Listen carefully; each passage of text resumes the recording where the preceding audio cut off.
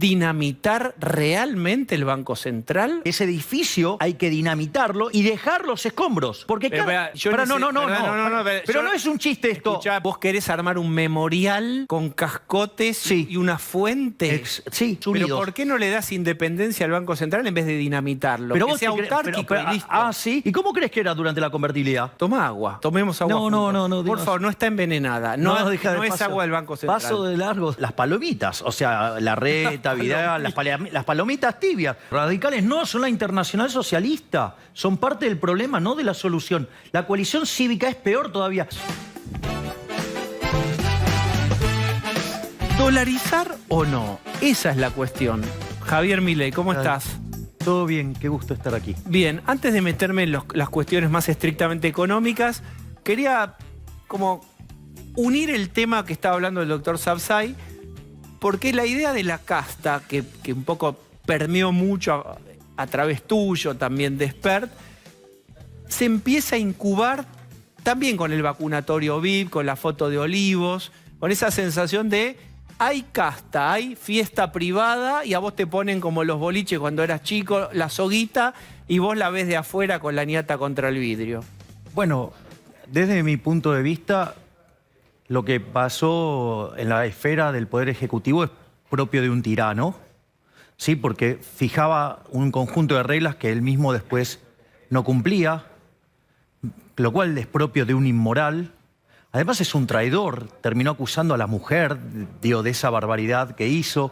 Y la realidad es que todas estas cosas son la prueba cabal de que son una casta, que se creen un grupo de privilegiados, o sea, que ellos determinan las reglas para el resto y que ellos pueden hacer otra cosa, que además ellos se ponen por encima del resto de la población, por eso tenés el vacunatorio VIP, por eso tenés y se creen que ellos son dueños de los privilegios. O sea, eso es una parte, esa te diría la parte más condenable desde lo moral. Después hay otras cosas que también son complicadas, ¿no? Porque de repente llevan a cabo políticas que ellos saben que van a fracasar, pero no les importa con tal de poner bajo resguardo a la casta política.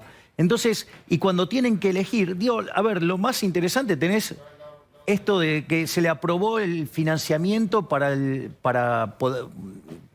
el Fondo Monetario Internacional. Es una cosa verdaderamente inmoral también. Primero porque la deuda es inmoral, o sea, si vos estás incrementando la deuda, esos son impuestos futuros, eso va a pegar sobre generaciones que no votan, digamos, o quizás ni siquiera nacieron, ¿sí? Pero no solo eso, sino que además, vos fíjate, vos estás frente a una crisis de proporciones, tenés que poner las cuentas fiscales en orden y en lugar de ir sobre el verdadero problema, que es el sector público, y achicarlo, ¿qué deciden? Sobreajustar al sector privado para incrementar la fiesta del sector público. Es verdaderamente inmoral. Es decir, entonces tiene que ver con eso, digamos, la definición, digamos, que yo, digamos, he construido sobre la casta, ¿no? Esto, digamos, de los privilegios, pero no solo los privilegios, sino, digamos, esto de que vos los ves que aplican políticas que saben que no funcionan, pero lo hacen. Mirá la inmoralidad de Alberto Fernández, por ejemplo, en lo económico. Hay un programa del año 2012 donde está en esta casa Alberto Fernández hablando sobre la naturaleza monetaria y la inflación y le dice que no tiene que mandar a los chicos de la cámpora a controlar precios y revisar precios en los supermercados, sino que tendría que mandarlos al Banco Central y que Marcó del Pont le cuente qué estaba haciendo. ¿Y ahora qué hace? Ahora le echa la culpa a los especuladores, a cualquiera, pero menos a él. Entonces, ¿cómo? Cuando estabas fuera del gobierno, la culpa era de la emisión monetaria, o sea que en el fondo es culpa del Estado. Ahora, cuando estás adentro, le echas la culpa a todos los demás. Es una cosa verdaderamente propia de una persona, ¿sí? Que es un... Yo ya a veces lo veo, no sé si es un inmoral o es un amoral. Yo quiero, antes de meterme en nuestro role-playing, acá tengo las llaves del Ministerio de Economía y en un rato te las paso, a ver qué haría Javier Milei. Vos ya tenés una responsabilidad grande, te sigue mucha gente, en las encuestas venís subiendo, hay un clima de época en donde hay palabras que fueron implantando vos, digamos, los libertarios, que en otro momento no hubieran cuajado y ahora sí, por mil cosas. Y hoy Alberto Fernández también está muy hackeado por el kirchnerismo, que le pega, que lo amenaza, que le recuerda que él es una minoría. ¿Cómo ves vos, digamos, tu responsabilidad institucional? Porque ya la tenés, ya no estás en los márgenes de la política, en este contexto tan complicado, económico y arriba político. Vos. Mi responsabilidad y mi compromiso es con las ideas de la libertad. O sea, y yo, digamos, lo que voy a hacer es defender a ultranza las ideas de la libertad. Y eso vos lo podés validar en cada uno de los debates que hubo dentro del Congreso. Que dicho sea de paso, además, coincide plenamente con las cosas que yo fui diciendo durante la campaña. Por eso, digamos, en mi más reciente libro, En el Camino del Libertario, la parte 3, que son todos mis discursos, para que veas que todo lo que estoy haciendo está perfectamente alineado con lo que yo dije. Es decir, mi compromiso, digo, no es con ningún político en particular. O sea, y si yo decidí jugar dentro de las reglas del sistema, yo respeto el sistema. ¿Ok? Ahora, pero mi defensa es una defensa a ultranza de la libertad individual y es de lo que yo, digamos, acepto como responsabilidad al haber sido votado. Juntos por el Cambio dice, nosotros no nos gusta el plan de Guzmán, pero teníamos responsabilidad institucional porque era el default era el abismo. Yo digo, no te pido una explicación de aquella votación que va quedando atrás, sino si se asoman otros abismos políticos, ojalá que no. Pero igual es falso eso que dijo Juntos por el Cambio. Hay mentiras desde lo técnico, ¿sí? Y, a ver, no era la única solución. O sea, yo propuse, a ver, yo digo que hay que pagar la deuda, hay que honrar los compromisos, hay que pagarle a los tenedores privados, hay que pagarle a los organismos internacionales, pero que el ajuste no tiene que recaer en la gente de bien en el sector privado, las personas que se rompen el lomo laburando, los trabajadores. No tiene por qué caer ahí. Tiene que caer justamente en los parásitos, es decir, en el sector público. Es decir, el ajuste lo tiene que hacer la política. Y tanto el ala más mesurada del oficialismo como Juntos por el Cambio fueron cómplices de romperle de vuelta la cabeza con impuestos a la gente. Bien. Acá tengo, como tal te prometí, las llaves del... Si sos tan gentil, hace tan tontería del roleplay. Depende. Ahí está. Mirá, mirá qué efecto. No, claro, porque hay que ver quién es el presidente. Porque vos fijate, Domingo Cavallo, siendo el ministro de Economía de Menem, fue el mejor ministro de Economía de toda la historia argentina. Y siendo ministro de la Rúa, ¿sí?, terminó, digamos, haciendo un desastre. Entonces, ¿quién es el presidente? ¿Quién es el presidente? La imaginación no tiene límites. Entonces vos sos el ministro de Economía de un presidente que elijas. Acá te las dejo. Digamos, un presidente que sabe manejar el poder. Dale, vos sos ministro de Economía ¿de quién? Por ejemplo, digamos, suponete, o sea, como le tocó a Cavallo en su primera etapa en el Ministerio de Economía, de un Menem. Acepto, sí. Bien, ¿qué es lo que haría? Un Menem. Por ejemplo, sí, de una persona con convicción, con una persona con poder y dispuesto a llevar a cabo las reformas. No un tibio, digamos, o sea, nada de tibios, cobardes y mucho menos socialdemócratas. Bien, te complejizo. Menem no está, ya se fue. ¿Quién otro que esté vivo y con posibilidades podría ser un presidente posible? Yo. Claro. Digo, porque yo sé lo que hay que hacer, cómo hay que hacerlo y tengo la convicción y la voluntad para hacerlo. Es decir, porque el que no... A ver, el que no sabe lo que busca no entiende lo que encuentra. Yo sé lo que quiero hacer. Y de hecho, yo tengo ya 4 ministerios trabajando en la sombra, ¿sí? ¿Qué quiere decir trabajando en la sombra? ¿Qué ministerios trabajan? El Ministerio de Economía, Relaciones Exteriores, o sea, Cancillería, Bienestar Social, digamos, y infraestructura. Trabajando en la sombra, ¿qué quiere decir? ¿Haciendo planes? Sí, claro, digamos, trabajando como si estuviéramos ya en funciones. De hecho, hoy tuve reunión con la parte de todo de bienestar social. Bien, ¿qué harías? Mira, ahora nos giramos y... Yo hablo... Ahí hay una gran manifestación de 3 cuadras sobre la 9 de julio, de hecho es ahí nomás, allá atrás, que están reclamando porque la inflación les come los planes y están pidiendo más. ¿Qué harías? A ver, el problema es que la economía hace más de 10 años que no crece. De hecho, el PBI per cápita que hoy tenemos es 14% inferior al que teníamos en el 2011. De hecho, este PBI per cápita está en línea con el del 73, 74. Y no solo eso, sino que además, ¿sí?, vos tenés el nivel de productividad de los años 50. O sea, Argentina tiene un problema de crecimiento económico. Y lo que vos tenés que resolver es el crecimiento económico. ¿Pero qué les dirías? Porque, digamos, una cosa es lo posible, una cosa es cómo Bueno, el yo mundo te digo debería cuál es ser. el programa económico, digamos, que yo impulso. Sí. Son 3 familias de reforma. Las reformas de primera generación tienen una reforma del Estado que implica bajar el gasto público sin castigar a los vulnerables, para bajar impuestos. Una vez que haces eso, flexibilizás el mercado laboral hacia adelante para no vulnerar los derechos de las personas que ya tienen sus derechos y abrir la economía. ¿Echás miles de personas? No, te estoy diciendo justamente que no.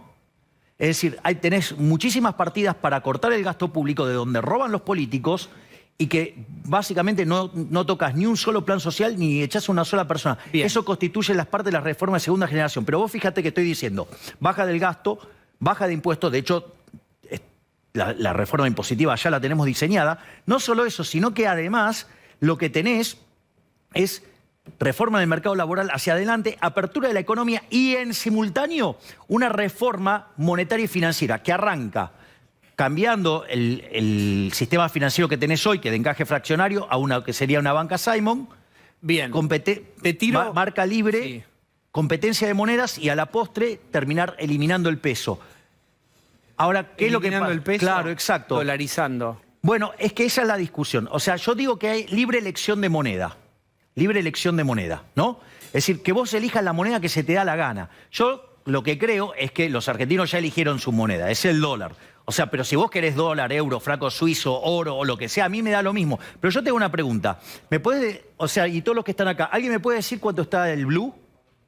202, 201, 203. ¿No? ¿Todos están de acuerdo que están, todos están en 200? ¿Sí? Sí, no. O sea, todos los que estamos acá sabemos que está en 200. La pregunta es, ¿quién me puede decir cuánto está la onza de oro? Nadie sabe. Ok, Nadie- listo, digamos, o sea... Pero está bien, a ver, déjame ver. Pero ¿sabes El lo que te acabo- Salvador, No, pero, Ecuador, pará, ¿sabes y lo que te Panamá acabo- dolarizaron. pará, ¿sabes lo que te acabo Hay de mostrar? experiencias exitosas. ¿Sabes lo que te acabo de demostrar? Digo que todos pensamos en dólares. Todos los días vemos el precio del dólar. claro. O sea, por eso, digamos, el argentino va a elegir el dólar, porque él ya lo eligió.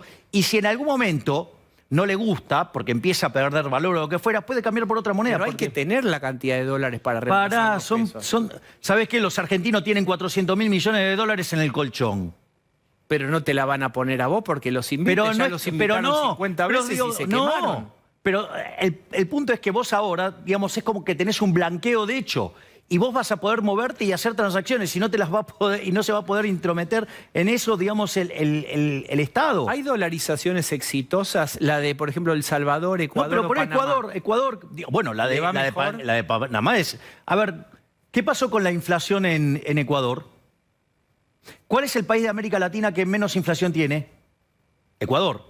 Por lo tanto, en ese sentido, es exitosa. ¿Están contentos con la dolarización en Ecuador? Eso es falso, eso es lo que te dicen los políticos mentirosos, ladrones de Argentina, que te dicen que están descontentos. A ver, de hecho quisieron volver atrás los políticos y no pueden porque la gente no quiere. Entonces digo, es falso eso. Aparte, yo te explico algo, porque justamente vos, por ejemplo, ¿qué hace Ecuador básicamente? Es petróleo, bananas Bananas, sí. y flores. Exportan flores. Entonces, pero digo, el sector más importante históricamente fue el petróleo. ¿Sabes a quién se parecía mucho Ecuador? A Venezuela.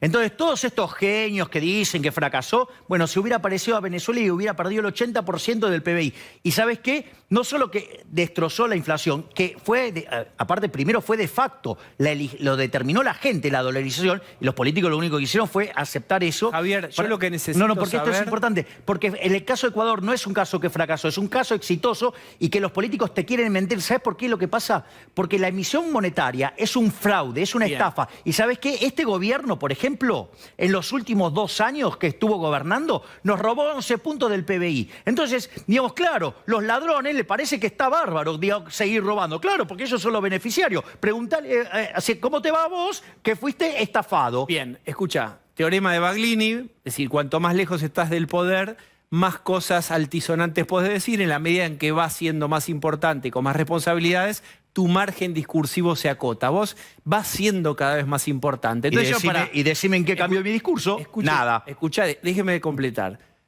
¿Vos querés dinamitar realmente el Banco Central o es una metáfora? En rigor, Sí. una vez que terminás con toda la reforma monetaria y financiera y que ya no usemos más los pesos y usemos dólares, oro, criptomonedas, lo que se le ocurra a la gente, y entonces ya el Banco Central no va a tener ninguna función, entonces yo creo que ese edificio hay que dinamitarlo y que queden los escombros y dejar los escombros para que la gente nunca se olvide del daño que le hizo esa institución nefasta. Porque Pero no es un chiste esto. Escuchá, por eso Diego, necesito saber si me hablas de verdad o vos querés armar un memorial con cascotes Sí. y una fuente. Sí, ¿sabés por qué? Porque cada vez que la inflación pasó el 20%, Argentina perdió 1,58 de crecimiento. Si eso vos lo corregís en la historia monetaria argentina, el Banco Central nace en 1935, en 1946 se nacionalizó. Bueno, eso implicaría que tendríamos, si corregís la parte monetaria, tendríamos que tener un PIB per cápita como el de Estados Unidos. ¿Pero por qué no le das independencia al Banco Central en vez de dinamitarlo? Pero que vos sea te autárquico y listo. ¿sí? ¿Y cómo crees que era durante la convertibilidad? No solo que era independiente, sino que además tenía una regla monetaria súper fuerte. ¿Y qué pasó? Cuando los políticos se quedaron sin financiamiento y no nos podían robar más, ¿qué hicieron? Dinamitaron la convertibilidad, ¿sí? ¿Para qué? Para financiar. ¿Y qué dijeron? No, esta vez va a ser diferente. La inflación durante el primer periodo del régimen kirchnerista, 10%. La segunda, 20%. Después, 30%. Durante Macri, 40%. Ahora estamos arriba del 50%. ¡Ey!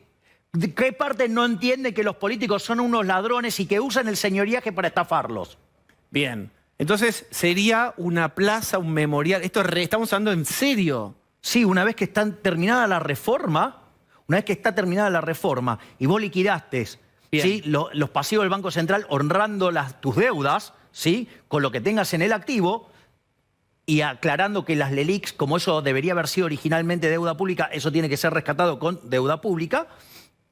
Entonces, ¿qué es lo que pasa? Ya no lo necesitamos el Banco Central. Bien. Entonces, entonces hay que eliminar ese edificio y que quede las ruinas. Es decir, que la gente sepa que eso le costó en términos enormes de PBI per cápita, que era, que esa máquina servía para financiar a políticos ladrones que castigaban entre 25 y 30 veces más fuerte a los que menos tienen. Bien. Espera. Toma agua. Haceme este favor. Tomemos agua. No. Por favor, no está envenenada. No es agua del Banco Central. Paso de largo, o sea... Mirá, te comparto esto. Dale. Veamos, quiero contarte. Le preguntan al PRO, a Juntos por el Cambio, por vos. Más que una amenaza, le preguntan por vos. Milei es un desafío y una apertura de cabeza que nos sirven Juntos por el Cambio. Esto le preguntan a Patricia Bullrich, que ya entró a este estudio. Te estoy condicionando la respuesta, es una nota de La Nación. A mí no me condiciona porque en el fondo todo el mundo sabe del aprecio que tengo por la señora Bullrich y el respeto que tengo. Así es que, dejo de sentirme intimidado, siento, que llega una persona que además le tengo el máximo de los respetos. ¿Y te puedo decir algo? Diga. ¿Sabes por qué respeto tanto a la señora Bullrich? Porque este negocio de la política es un negocio muy complicado. ¿Y sabes qué? Siempre me dijo la verdad. ¿Y sabes qué? Eso yo lo valoro. Está Patricia ahí, no sé si el director... Ahí está. Si alguien le da un micrófono, se produce un diálogo inesperado. ¿Se produce un diálogo? A ver, Patricia Bullrich. A ver, dale, Patricia. Hola, Diego, Javier, ¿cómo les va? ¿Qué tal, Patricia? ¿Cómo le va? Estaba escuchando que ya estaba trabajando como si estuviese con ministros en funciones. Me parece una buena forma de trabajar. Creo que todos tenemos que trabajar para profundizar las ideas que el país necesita, porque la complejidad de la salida va a ser fuerte y todos vamos a ser necesarios. Así que... ¿Pero vos querés, Patricia, incluirlo a él en Juntos por el Cambio? No es un problema de que alguien incluya al otro. Es decir, es el respeto democrático de las ideas y la capacidad de que esas ideas que estamos pregonando se instalen en la Argentina y gobiernen. Me parece que es eso, pero no es que alguien incluya al otro, porque sería una manera de anular una parte. Y creo que tenemos que crecer todos para lograr que la Argentina salga de esta crisis.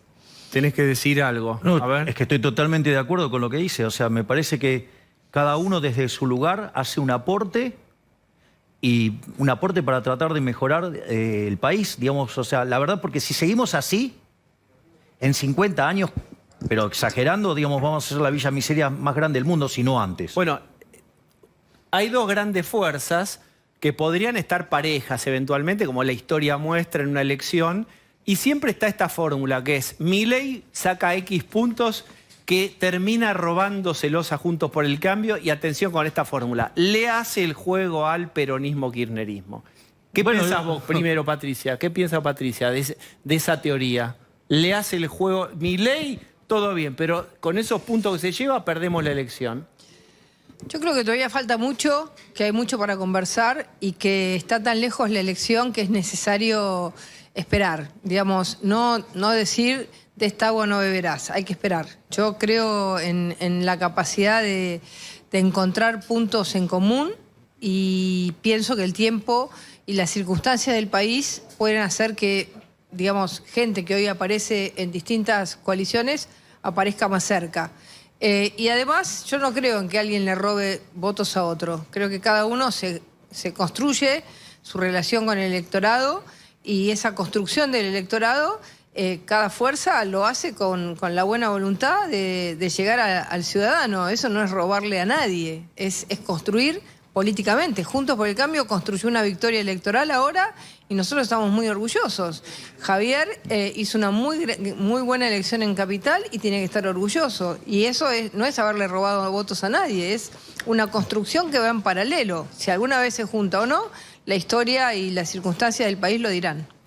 De este agua no has de beber, no, vos pero me rechazaste el agua a mí. No. ¿Le vas a rechazar el agua a No, Patricia? pero a ver, vamos por esta... A ver, vos fíjate que la posición de la señora Bullrich es una posición respetuosa que no tienen otros. Ella sí tiene una posición respetuosa donde respeta, digo, que la gente elija lo que prefiere, ¿sí? Y que eso, digamos, no puede entrar en la falacia polilogista, ¿sí? Digamos, bien de Hegel, ¿sí? Que en el fondo es yo o el abismo o algo así, que es una falacia y que en el fondo, supongamos lo siguiente. Primero, digo, está claro que el Frente de Todos no va a volver al poder en el próximo periodo. La otra pregunta es, supongamos que se diera la situación de que los liberales libertarios, ¿sí?, nos constituyéramos como una fuerza, la tercera fuerza, supongamos que fuera el caso. Vos, digamos, o sea, entonces todo lo que tiene que ver con lo que son los diputados que estarían alineados con los liberales libertarios, ¿vos te crees que irían algo en contra de la República? Jamás. Por lo tanto, jamás sería un problema y para algo después tenés que se resuelve en el balotaje. Quizás lo que está faltando es más cultura democrática. Balotaje, ahí hay una clave que acaba de dar Milei. Quiero jugar al roleplay y además, digamos, me siento medio Roberto Galán, me falta ver las coincidencias con las tarjetitas, pero vos dijiste hace un rato, si tuviera un presidente fuerte, yo sería, digamos, en el juego ministro de Economía. Ya sé que vos te autopostulaste presidencialmente. Si Patricia fuera, las cosas aparece presidenta Patricia Bullrich, ¿es esa presidenta fuerte a la que vos te referías? Yo creo que es una de las personas que tiene claro lo que el país necesita. Yo ya no puedo hacer más nada por usted. Si quieren ir a tomar algo, díganme, pero yo ya por usted no puedo hacer más. Pero quiero decir una cosa, Patricia, no tan pronto con el casamiento, Milei, porque hay una familia política que no te acepta. No, bueno, está bien, digamos, pero digo, yo te doy por casado antes que vos quieras, vos dirás. Pero Patricia, vos sabés que el radicalismo no lo quiere al muchacho yo tampoco lo quiero. No quiere la unión civil con... ¿Qué hacemos con el radicalismo para poder tirar arroz? Bueno, de hecho... Y la coalición cívica también pone peros. A ver, yo he expresado, esto lo he expresado varias veces, yo dije que a Argentina se debe un ordenamiento ideológico, ¿sí? Y que de un lado tienen que quedar los colectivistas, del otro lado, digamos, los defensores de la libertad. Y cuando yo digo el lado colectivista, ahí están los radicales, que es la Internacional Socialista, Ahí está la coalición cívica, yo más de izquierda, y para mí también están las palomitas, o sea, la reta, Vidal, las palomitas tibias. O sea, yo digo, o sea, con esa parte yo no me llevo, porque además son colectivistas, o sea, casi que son kirchneristas de buenos modales. Pero después, digamos, cuando yo hablo de los liberales, cuando hablo del peronismo republicano, el peronismo federal, el menemismo, yo también digo, de este mismo lado, en mi visión, están los halcones, o sea... Y digamos, o sea, no tengo, digo, o sea, como verás, o sea, tengo un diálogo digamos, muy amigable con la señora Burrich, porque digo, o sea... Digamos, uno se casa con la familia vos no haces un inventario, se compra en lote y viene así. Bueno, vos porque estás poniendo restricciones, digamos, la vida política es mucho más dinámica. Bien, la vida política, Patricia, ¿qué pasa con el radicalismo? Es real, digo, más allá de la cuestión lúdica que estoy planteando, realmente hay un obstáculo ahí en el radicalismo, realmente lo hay con la coalición cívica. ¿Cómo se hace con esta familia política ampliada? Yo creo que los obstáculos son una construcción política que se puede desarmar. Si nosotros pensamos en Juntos por el Cambio, en Cambiemos, 2 años antes nadie se imaginaba que el radicalismo podía apoyar a Mauricio Macri, que la coalición cívica podía tener como candidato a Mauricio Macri. Y luego la realidad generó una coalición, porque hoy el mundo de los partidos políticos cada vez tienden más a las coaliciones. Y hoy en la Argentina, de alguna manera, hay como, digamos, 2 espacios políticos. El espacio político del republicanismo, con tintes más liberales o menos liberales, pero del republicanismo, y el espacio político del populismo. Entonces, en ese marco, yo no cerraría ninguna puerta antes de tiempo. Bien, ¿puedo meter cizaña, que para eso me pagan también? El muchacho con el que vos estás por salir a tomar una cerveza quiere dinamitar el Banco Central y hacer ahí una especie de memorial. Y esto es real, vos lo escuchaste. ¿Qué pensás?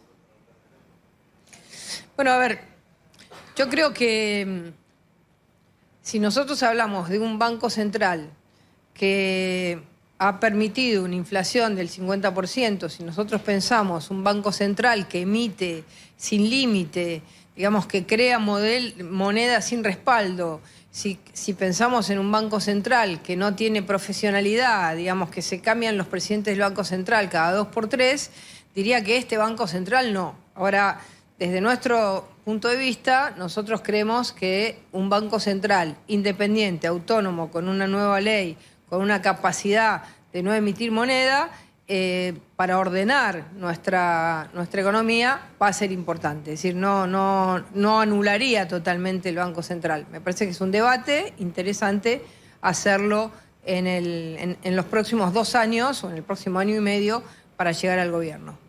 O sea, lo que hay que dinamitar, dice Patricia, es la mano de los políticos que se sirven del central. ¿Qué harías? Bueno, a ver, de vuelta, yo tengo... Con el Banco Central hay cuestiones de índole técnica y cuestiones de índole moral. Y para mí, además, las morales son más importantes que las técnicas todavía. Técnicamente, nosotros tuvimos un Banco Central muy independiente, digamos, durante la convertibilidad, que además fue el periodo de menos inflación. Teníamos toda la economía, todos los contratos atados a esa regla monetaria, y sin embargo, cuando necesitaron dinamitarlo, se dinamitó. Siempre, digamos, o sea, ese es el primer punto. El segundo punto es, el Banco Central, si emite, genera boom y hace daño. Y si contrae, genera boost y también genera daño. O sea, lo único que puede hacer el Banco Central para no hacer daño es no hacer nada. Si vos lo mejor que puede hacer es no hacer nada, digo, ¿para qué lo querés tener? Porque en el fondo, si lo tenés, seguís teniendo un riesgo. Y después hay otro, porque la realidad es que la cantidad de dinero en la economía la determina la gente. Sí, la cantidad real de dinero, lo que verdaderamente se necesita para las transacciones. Entonces, lo único que hace el Banco Central es determinar la escala nominal cuando decide cuánto emitir, determina el nivel de precio. Espera, yo lo que estoy midiendo, vos medís como economista, yo como psicólogo quiero hacer esta medición. Sí, pero hay más argumentos que tengo en contra del Banco Central. Porque está clara, me parece, tu posición. No, porque el argumento moral es más importante. Pues decilo. Suponete que tenemos acá una economía que hacen transacciones en moneda de oro. Entonces, viene un amigo físico, viene un químico y me dan la fórmula para convertir el plástico en oro. Entonces empezamos a replicar barrotes de oro, ¿sí? Lingotes de oro. Ahora, si yo lo tengo adentro de mi casa, ¿qué pasa? Nada, porque en realidad es una falsificación, pero no tiene nada de malo. Ahora, cuando yo lo meto adentro de la economía y lo hago circular y empiezo a comprar cosas donde los agentes determinaron el valor de las cosas en función de otro precio del oro, por decirlo de alguna manera, entonces vos, ¿qué pasa? Aumentar la oferta de oro respecto, digamos, a la demanda hace que el precio del oro caiga y todos los precios expresados en oro suben. Eso... Te das cuenta que ahora que metí la falsificación y la metí dentro del sistema es una estafa. Eso es lo que hace el Banco Central con la emisión. Bien. Entonces, si emite hace daño, si Escuchá, contrae hace daño, siempre hace daño el Banco Central. Déjame esto. Creo que todos entendimos tu posición y lo que todo el mundo me parece desde la casa está mirando es el nivel. Y yo acá mi medición es en el eje rigidez, flexibilidad de 0 a 10. ¿Cómo te ves vos de flexible en una escala de 0 a 10? En una negociación política con una Patricia Bullrich o con otro espacio. De 0 a 10, ¿qué sos vos? ¿Cómo te ves de flexible? Depende de qué cosas. Las que tienen un trasfondo moral, soy absolutamente inflexible. Para mí robar está mal, entonces no quiero un banco central. Ahora, esa no es A ver, vos tenés distintas posiciones. O sea... ¿En qué cosas sí concedés? Estoy explorando, ¿eh? ¿En qué cosas sí concederías particularidades del Juntos por el Cambio que hoy no te agradan demasiado? Dame una o dos ideas y bueno, eso podría yo no darle tanta pelota. No sé, decime el punto y te hago la discusión moral y te digo si estoy de acuerdo o no. ¿Radicalismo, coalición? No, radicales no, son la Internacional Socialista. Son parte del problema, no de la solución. La coalición cívica es peor todavía. Yo digo, o sea, podemos poner el discurso... Bien. Podemos poner el discurso Mire la cara de Patricia. Podemos la cara poner, dice todo. Bien. No, bueno, está bien, digamos, o sea, a ver, digamos, o sea, pero bueno, cada uno, digo, lo ve de su manera, digo, pero yo te puedo poner el discurso de Carrió, digamos, promoviendo, impulsando la ley de góndola, diciendo que quiere que quiebren los supermercados. Bien. Ahí está. Digo, ¿me entendés? O sea, no. O sea, no a la ley de alquileres, no a la ley de góndola, no a la ley de etiquetado frontal, no al impuesto a la renta financiera, no al teletrabajo, no. Bien, está claro. La exploración de rigidez y flexibilidad. Déjeme un minuto. No, Patricia, en un rato vamos a hablar personalmente de todos los temas, hay mucho más para hablar. ¿Tenés alguna impresión de estos últimos párrafos de Javier con respecto al radicalismo y a la coalición? Yo creo que la construcción de Juntos por el Cambio para el país es una construcción muy potente, muy fuerte, muy importante. Gobernar como hemos gobernado con una coalición. Todas las coaliciones son diversas. No existen más los partidos únicos prácticamente en el mundo. Así que, digamos, voy a defender nuestra coalición. Y por supuesto que en el marco de la coalición nosotros trabajamos por una orientación de esa coalición para un cambio rotundo, para un cambio contundente, para un cambio valiente. Pero vamos con toda la coalición, no jugamos a una división, porque nos parece muy importante que esa coalición llegue al gobierno con toda la fortaleza institucional y política que hoy tiene. Bien. Hoy tengo que dejar acá. Bueno, está bien, digo, pero por eso, digo, la señora Bullrich es parte de Juntos por el Cambio. Bien. Y, digamos, yo estoy, digamos, en este proceso de llevar el liberalismo a todo el país. O sea, bueno, digo, o sea, pero, y eso, digamos, no imposibilita a que nosotros tengamos diálogo y discutamos un montón de cosas. Muy bien. De manera amigable y con, sobre todas las cosas, muchísimo respeto. Bien, yo quiero agradecerte a vos por haber venido, haber charlado un rato con nosotros y haberte prestado, y Patricia también, este diálogo improvisado. En un rato charlamos con Patricia. Gracias, Javier. Por favor, gracias a vos, Diego. Bueno, vuelvo. Ya seguimos recibiendo gente. No, es buena. La tele es buena, reconozco. Bien, mientras vemos ahí cómo se va Javier Milei y sus conversaciones con Patricia Bullrich, esto no lo teníamos armado, cosas que se dan en un programa